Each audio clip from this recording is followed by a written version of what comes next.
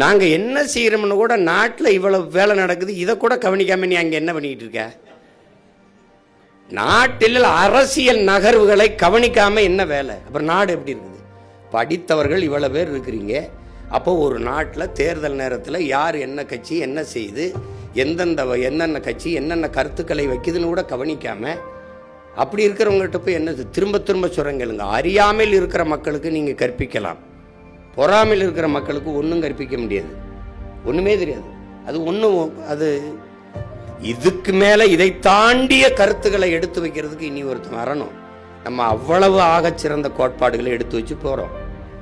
அது நானோ என்னுடைய பிள்ளைகள் நீங்களோ எடுத்து வைக்கிற அளவுக்கு ஆற்றலோடு கருத்தை கொண்டு மக்களுக்கு கடத்துகிற ஆற்றல் பெற்ற கட்சி இந்திய துணைக்கண்டத்தில் ஒருத்தனும் கிடையாது, உலகத்திலே கிடையாது.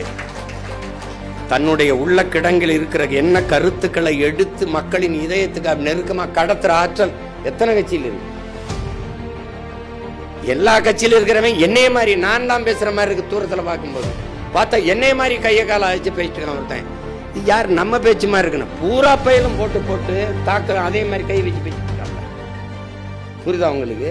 அந்த அளவுக்கு நம்ம கொண்டு விதைக்கிறோம்.